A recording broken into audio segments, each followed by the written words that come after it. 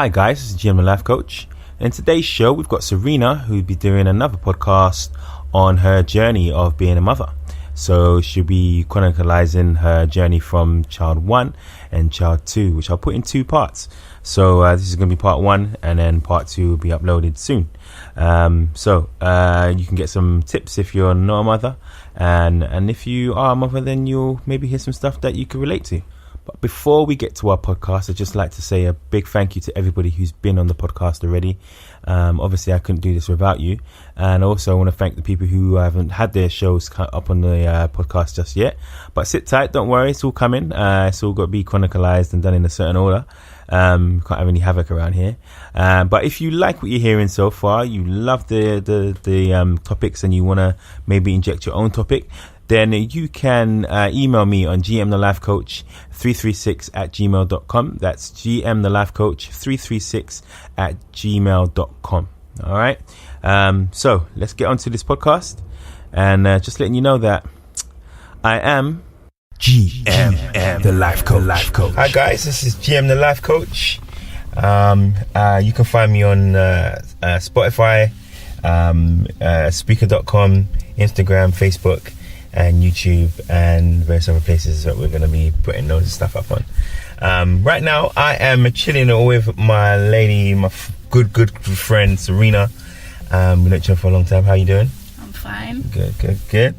So we're going to talk about a bit about your journey, about your life, and we'll start from a little bit of a beginning, shall we say, of where your life sort of like starts to start flying, shall we say, yeah.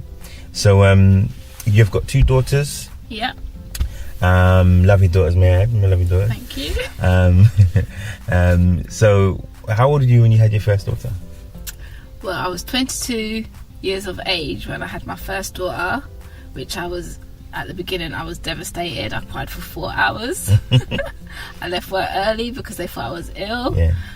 And because I thought I was really young, I was scared to tell my parents. Mm-hmm.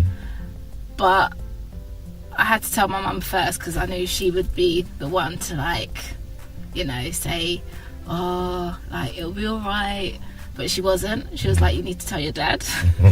So I told my mum. I went downstairs into the front room to tell my dad. Mm-hmm. Before I could even say anything, Mum came downstairs about, guess who's pregnant? And my sister was like, well, it ain't me. My other sister was like, it ain't me. My brother wasn't even there.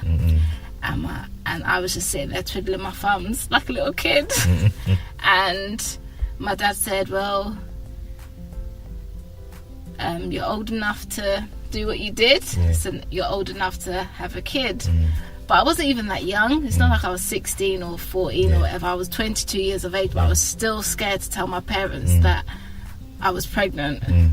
But after everyone knew, it was nice, because everyone was there to help me, and because I was the first one out of all my brothers and sisters. I'm the second youngest, and out of all my brothers and sisters, I was the first one to have a kid, and my daughter was just the only one for like 4.5 years. So she was very spoiled.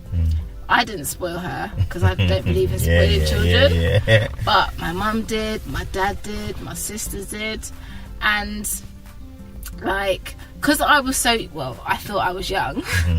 I was very selfish, because I was used to buying myself stuff, like trainers and clothes and whatever. And when I had her, it hit me like a ton of bricks, because then I couldn't do what I wanted to do. I couldn't go raving when I wanted to go. I couldn't buy clothes whenever I want, trainers whenever I want, because I had this other little person there that I had to look after and feed and clothe and get her stuff. And it was a shock to my system. For a long time, I used to leave her a lot with my mum. Not because I didn't know how to raise a child, but it was all new to me. And because everybody else, all my brothers and sisters, they all lived at home, I was the only one that moved out. And it's after a while, my mum tried to take over. It was her child. I remember one Mother's Day, my mum bought me a card from her, and it said, you're just like a mum. And that hit me hard, because I was thinking, hold on a minute, I am the mum. So I was like maybe 24, and I just thought to myself, oh no, she can't stay at my mum's as often as she does.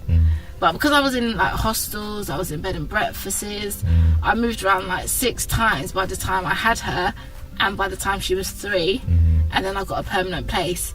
And then I thought, do you know what, she's got to stay with me, because if you're seeing me like a mum, like I'm not the auntie, I'm not the grandma, I'm actually the mother, but you bought me a card that says you're just like a mum to me. That's something I would buy for my friend's mum. And I just thought, no, like, no. So when I got my permanent place, like, I kept her with me. Obviously we went to see my mum, but I wouldn't let her stay, for the simple fact my mum started trying to take over, trying to like raise her like she was raising one of us, like her kids. And like I just thought, like, this is my child, I'm going to raise her the way I think's right. Because I said to my mum, you raised me, you've raised me right, so it's now my turn to raise my child right. Probably. So what was the hardest thing, like, obviously you had to assert yourself being a mum. What were the other hard bits to being a mum that you can remember?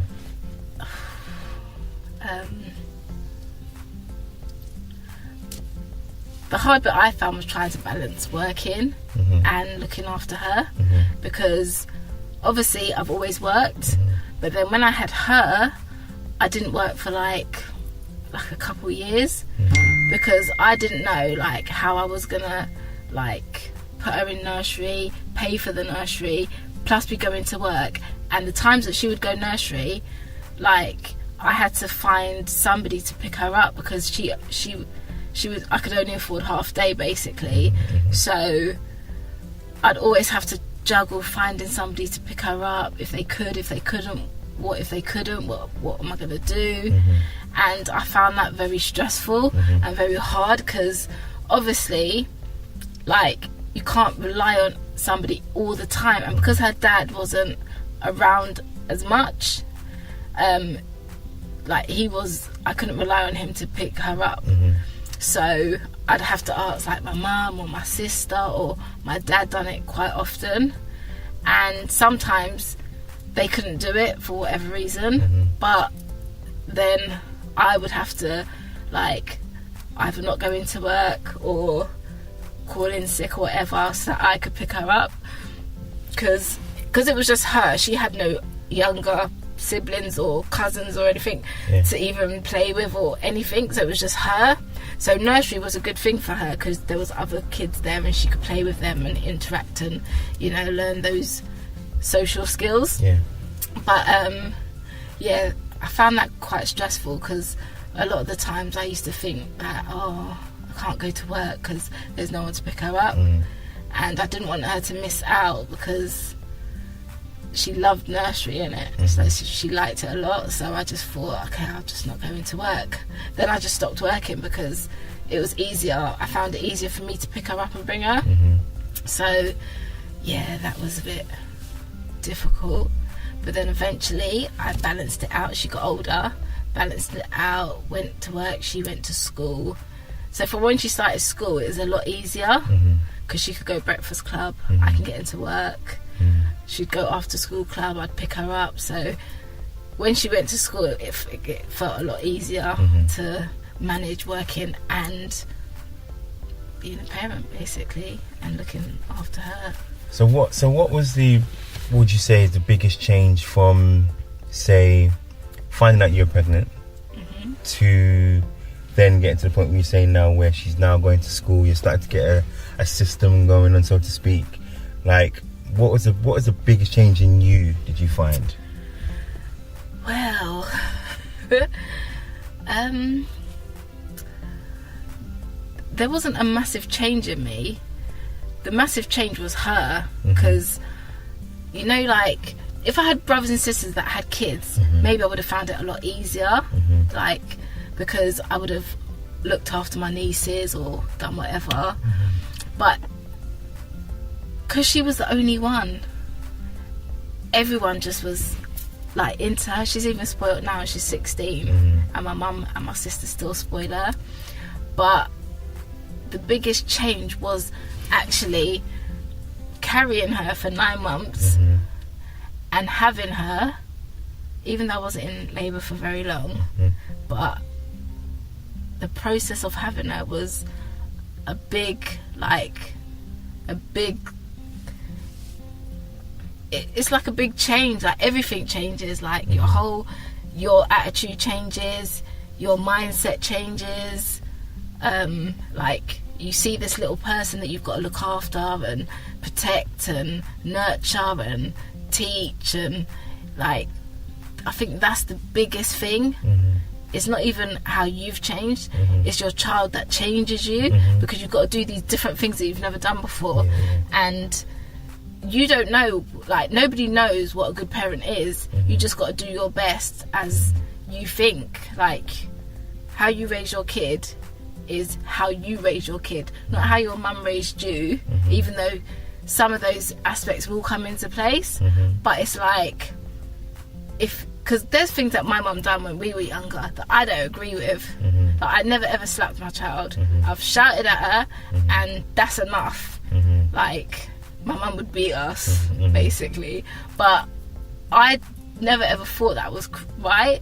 But look at the person I am today, so it did do me some good. But when I was raising my daughter, I didn't think that that was necessary. And I think, like, because I didn't hear her, she never ever like got out of hand, like talked to me in a certain way or whatever, because I would not have had it. But like if I shouted at her, I know that she'd start crying because she's very sensitive. So that was enough for her, innit?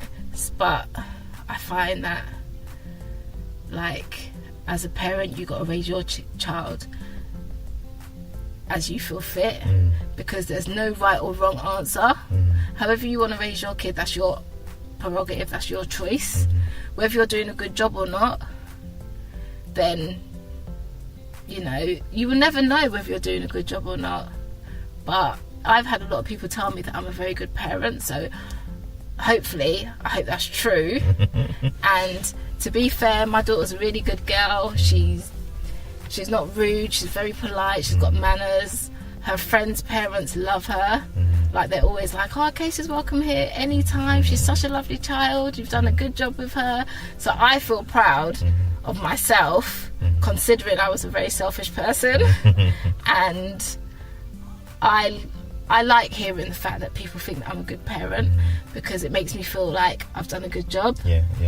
But then there are some people that don't do a good job, but then for them to learn, you can't not say anything to them. You've got to tell them, like, you've done this wrong, or maybe you should do this differently. Or I even went to a parenting class. Like, not because I thought I was a bad parent, but you know, you get extra tips and extra little life lessons that could help you. Even though, like, you might not use all the things that they've told you, but certain little tweaks and stuff can help you to be a better parent. Because not everyone's a great parent. Not everyone's, you know, some people can only cope with so much.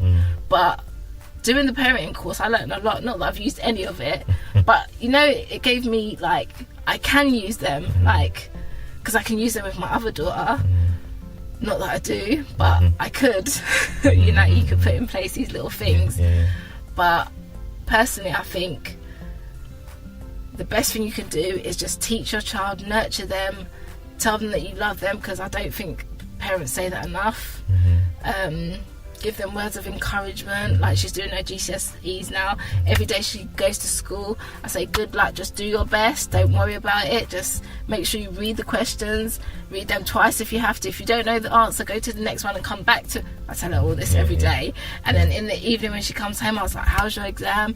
And she tells me how it was. And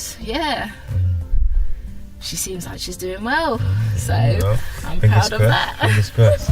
All right, so were there any low moments? Low moments. Give me an example of maybe the lowest moment I had is when I found out I was pregnant, because I didn't think I was ready. I was really really low, because I thought, oh my god, what am I gonna do? I don't have no money, even though I was working. I still thought,